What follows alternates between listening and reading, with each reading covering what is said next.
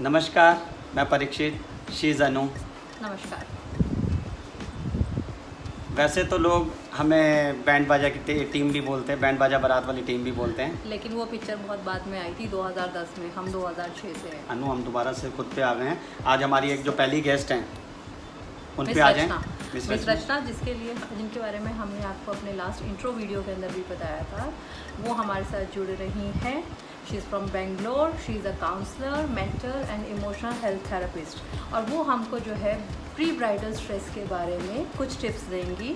क्यों होता है, किस वजह से होता है, क्या रीज़न है इसके, और इससे ओवरकम किस तरह से किया जाता है। सो आप लोगों का ज़्यादा हम समय ना लेते हुए सीधा जो है अपनी गेस्ट की तरफ जाते हैं। ओवर टू मिस रचना से। Hello everyone, I am Rachna. I am a counselor and a mental health therapist. It's my pleasure to interact with you all today. So आज जिस टॉपिक पर मैं आप लोगों से बात करने जा रही हूँ, I can say it is specially for those girls who are planning to get married or are getting married soon. And the topic is pre-wedding stress for a bride. तो आइए पहले समझते हैं कि होता क्या है. What is the stress before getting married? So we all know that wedding is a big event in a person's life.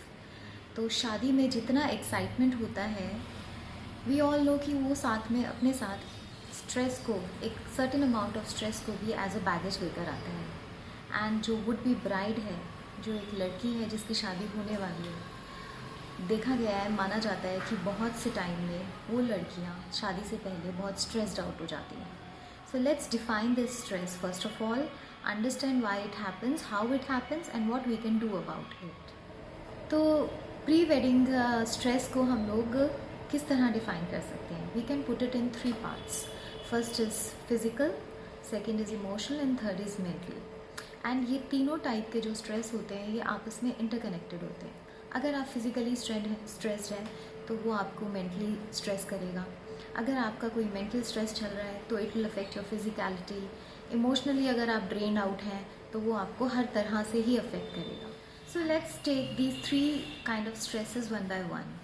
सो पहला है फिजिकल स्ट्रेस. फिजिकल स्ट्रेस हम लोगों को कब होता है? फिजिकल स्ट्रेस तब होता है जब हम लोग अपनी बॉडी की कैपेसिटी से, हम अपनी बॉडी से ज़्यादा काम लेते हैं. एंड देखा गया है ज़्यादा से ज़्यादा बिफोर मैरिज जैसे सिनेरियोज़ में कि जो वुड बी ब्राइड होती है उसके ऊपर एक सर्टेन एक्सपेक्टेशंस आ जाती हैं, maybe from the people around her, her family और her going to be future in laws, maybe sometimes in some cases the life partner as well as the girl herself. She puts some expectations from her to look like in a certain way on her marriage day. So उसके लिए जब हम लोग we start working out, we try to lose weight and all those things, and साथ ही साथ शादी की अलग तैयारियां भी चल रही होती हैं, like shopping, so many things, like you need to book a salon and too much of running around happens. So जब body physically बहुत tired हो जाती है उसको हम बोलते हैं over stressed होना. Second is emotional stress. Emotional stress लड़की को बड़ी नेचुरल सी चीज़ है कि she must be emotionally stressed before wedding. The main reason is कि बहुत सारे रोलर कोस्टर राइड्स होते हैं उसके दिमाग में, उसके जहन में अपनी लाइफ को लेकर. एंड एक जो emotionally she is little vulnerable. Why? Because she is going to leave her family. जब से वो पैदा हुई है जिन माँ बाप के साथ, she has a set of her parents, her family, brothers, sisters, and she knows from her heart that it's gonna not be the same in the future. It's not like कि वो अपने पेरेंट्स को हमेशा के लिए छोड़ के जा रही है, but yes, that staying together since a long time and then living that family and getting into a new set of family and to start living with new people. So ये एक बहुत बड़ा रीज़न होता है emotional stress देने का. And एक बड़ी नेचुरल सी बात है कि हर लड़की अपने पेरेंट्स से मोस्ट ऑफ द टाइम्स बहुत ज़्यादा अटैच्ड होती है. सो उनको छोड़कर, उनकी एक जो प्रोटेक्टिव शेल्टर है उसे छोड़कर एकदम से एक नई दुनिया में एंटर करना is a reason, big cause for emotional stress. And the third one is mental stress. Mental stress के बहुत से कारण होते हैं. One thing is that there are so many opinions, so many people giving you advices, and there are at times very nosy and interfering relatives also from both the side of families. जो बहुत ज़्यादा लोगों के जब opinion हो जाते हैं and जब चीज़ें टाइम पर नहीं हो पाती हैं एट टाइम्स, बिकॉज ऐसा ज़रूरी नहीं है कि हर चीज़ परफेक्शन से ही होगी. सो एट टाइम्स बहुत हिचेस आ जाते हैं, ग्लिचेस आ जाते हैं एंड लड़की जब इमोशनली भी डिस्टर्ब होती है और रादर जैसे मैंने अभी बताया कि physically she is stressed out, so it is definitely going to affect your mental health and mental stress is going to come over. So this means that all three kind of stresses are interlinked, and before marriage there is a lot going on in a would-be bride's life, which knowingly or unknowingly puts her in pressure. And ये मैं ज़रूर बोलना चाहूँगी कि कभी कभी लड़की को खुद ही नहीं पता होता है she is under stress. Sometimes she is very well aware that या so many things are going on, मेरे आसपास बहुत कुछ हो रहा है, मेरी लाइफ चेंज होने वाली है, तो उसका स्ट्रेस एक नेचुरल है. एंड बहुत से टाइम में द गर्ल डजंट रियलाइज कि वो अंडर स्ट्रेस है. Now that we have understood कि what all kind of stress a would be bride is going through, let's understand how to manage it. So first thing is acceptance. First thing, accept your emotions, accept your feelings and accept the way you are. For physical stress I would say it is always good कि आप अपने को maintain रखें, अपनी body का ख्याल रखें, अपना वेट मैनेजमेंट रखें, which is going to help you in the long run in life. But just to reach that parameter, don't stress yourself, because the moment you get married, after that life is gonna be very totally different for 1 year at least. So उस life में क्या would you be able to maintain the same kind of health or the weight or wellness? So it's just that कि you have to accept your physicality the way you are, because then only people around you are going to accept you the way you feel about yourself.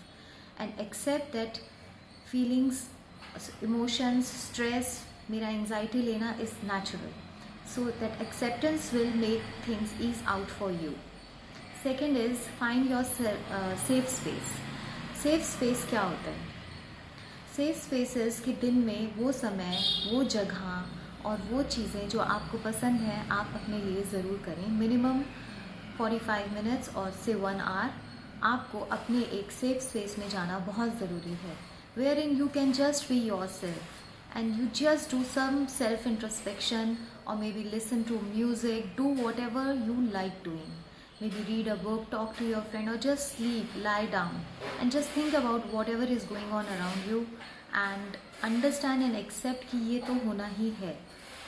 And it's natural, I'm giving my best. You have to give yourself auto suggestions that it's going on, it's happening and I'm doing my best, I'm giving my best and I accept whatever is coming and I'm doing and giving my best. Then comes the bonding with your would-be partner, which is very very very important. Try and talk with your partner, your would-be husband, and if the courtship period is long then you have ample amount of time. अगर वो छोटा भी है, at least try and talk to your would-be partner once in a day and make a good strong deeper bond. And you don't have to be all goody in front of him. You have to express your feelings, what is your take on life, how you are feeling, what you are going through, so that he also understands you as a person and he may also provide you good support to manage your emotions.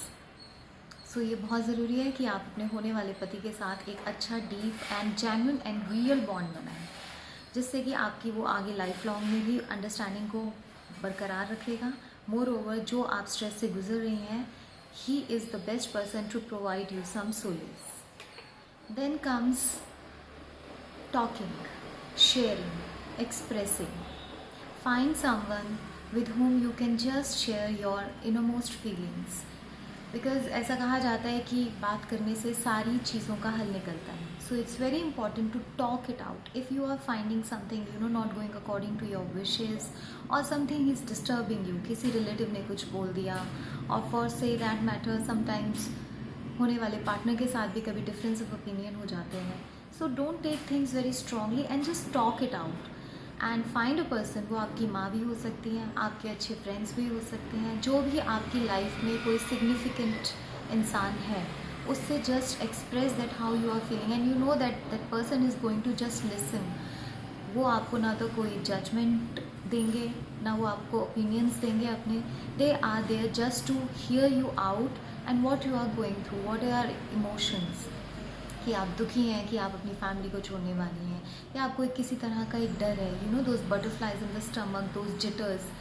बहुत सी चीज़ें होती हैं लड़की के लिए दिमाग में शादी से पहले. So you just talk it out और find someone, maybe you can see a counsellor, you know, with whom you can get advices how to get acclimatized to the new life. because शादी के बाद I feel जो एक life changes आते हैं उसमें एक लड़की को अगर बेटर काउंसलिंग मिली होती है to how to you know manage things when she is getting into a new family, it is definitely going to work for her. So घर में हमारी दादी माँ हम सब हमें टिप्स देते हैं इस तरह के कि नई लाइफ में after marriage it's a big responsibility. So वो सब चीज़ें अंडरस्टैंड करना, talk it out, you know, with whom so ever you feel कि हाँ इस इंसान से मैं अपने दिल की बात कर सकती हूँ. सो परफेक्शन के लिए अचीव करना is a good thing, but perfection से अगर हमारा थोड़ा सा नीचे भी हम चीज़ें अचीव करते हैं then also it's good. So don't look for perfection, just enjoy the process, enjoy the ride. And self-care. Self-care is very important. Drink lots of water, healthy juices, healthy liquids to keep you properly hydrated. Because hydrated रहने से जो हमारा brain है वो सही तरीके से काम करता है, हमारी स्किन बेटर लगती है. So all these things, small little things जैसे ही ट्रिगर होते हैं, you know, if you are conscious, if you are aware about your emotions कि हाँ ये होते ही मुझे गुस्सा आता है या ऐसा कोई कुछ बोल देता है, so try to just escape, you go from there. Because end of the day everything is all about you, how you are going to manage the stress. बाहर वाले सिर्फ हम कैटलिस्ट होते हैं, जो हमारे रिएक्शंस हैं, जो हमारे इमोशंस हैं वो हमारे कंट्रोल में होते हैं. So try and not get triggered by whatever is triggering you to get stressed out. So that is all. That self care means a lot. Do whatever your activity, favorite activity, maybe बाद में आपको time मिले ना मिले वो सब करने का, so why not do it till the time you are not married. Read your favorite book, watch movies, spend some time with your friends, go out, do some meditation if you are interested. Like every person has their own way of venting out the emotions.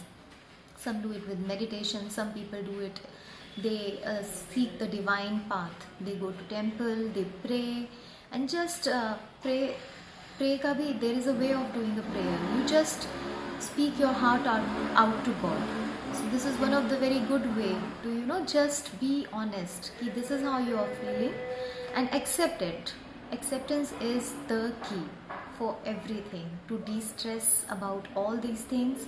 Accept yourself, accept the people around you, accept the way things are going, accept your physicality, accept your emotions, and you are sorted. So this is how you can manage your stress. These are very tiny small things but means a lot and makes a lot of difference. And I will say things will fall in place, things will happen. शादी तो होनी है and hopefully बहुत अच्छे से होनी है. So why to take stress? And stress is normal. अगर आप साइकोलॉजी पढ़ेंगे थोड़ा स्ट्रेस हर इंसान के लिए ज़रूरी है. इट्स जस्ट दैट वो हमें फ्यूचर लाइफ के लिए तैयार करता है एंड हमारा बेस्ट देने के लिए तैयार करता है. बट अगर उसी स्ट्रेस को हम बहुत ज़्यादा बना लेंगे तो it is definitely going to give us some problem. So enjoy the ride, trust the process, have faith in yourself, accept yourself and stay happy and stay cool. So perfection के लिए achieve करना is a good thing, but perfection से अगर हमारा थोड़ा सा नीचे भी हम चीज़ें अचीव करते हैं then also it's good. So don't look for perfection, just enjoy the process, enjoy the ride. And self-care. Self-care is very important. Drink lots of water, healthy juices, healthy liquids to keep you properly hydrated. Because hydrated रहने से जो हमारा brain है वो सही तरीके से काम करता है, हमारी स्किन बेटर लगती है. So all these things, small little things जैसे ही ट्रिगर होते हैं, you know, if you are conscious, if you are aware about your emotions कि हाँ ये होते ही मुझे गुस्सा आता है या ऐसा कोई कुछ बोल देता है, so try to just escape, you go from there. Because end of the day everything is all about you, how you are going to manage the stress. बाहर वाले सिर्फ हम कैटलिस्ट होते हैं, जो हमारे रिएक्शंस हैं, जो हमारे इमोशंस हैं वो हमारे कंट्रोल में होते हैं. So try and not get triggered by whatever is triggering you to get stressed out. So that is all. That self care means a lot. Do whatever your activity, favorite activity. Maybe बाद में आपको time मिले ना मिले वो सब करने का. So why not do it till the time you are not married? Read your favorite book, watch movies, spend some time with your friends, go out, do some meditation if you are interested. Like every person has their own way of venting out the emotions. Some do it with meditation. Some people do it. They seek the divine path. They go to temple. They pray. And just pray ka bhi, there is a way of doing a prayer. You just speak your heart out to God.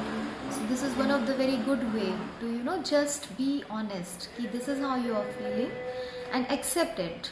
Acceptance is the key for everything, to de-stress about all these things. Accept yourself, accept the people around you, accept the way things are going, accept your physicality, accept your emotions, and you are sorted. So this is how you can manage your stress. These are very tiny small things but means a lot and makes a lot of difference. And I will say things will fall in place, things will happen. शादी तो होनी है and hopefully बहुत अच्छे से होनी है. So why to take stress? And stress is normal. अगर आप psychology पढ़ेंगे, थोड़ा stress हर इंसान के लिए ज़रूरी है. It's just that वो हमें future life के लिए तैयार करता है एंड हमारा बेस्ट देने के लिए तैयार करता है. बट अगर उसी स्ट्रेस को हम बहुत ज़्यादा बना लेंगे तो it is definitely going to give us some problem. So enjoy the ride, trust the process, have faith in yourself, accept yourself and stay happy and stay cool. Thank you so much Rachna ji. Thank you. और जितने लोग हमारा ये video देख रहे हैं उसको subscribe करें हमारे चैनल को, और हमारे चैनल का बेल आइकन भी ज़रूर दबाएं ताकि आप लोगों को नोटिफिकेशंस टाइम टू टाइम आते रहें हमारे नेक्स्ट एपिसोड के लिए. Thank you so much.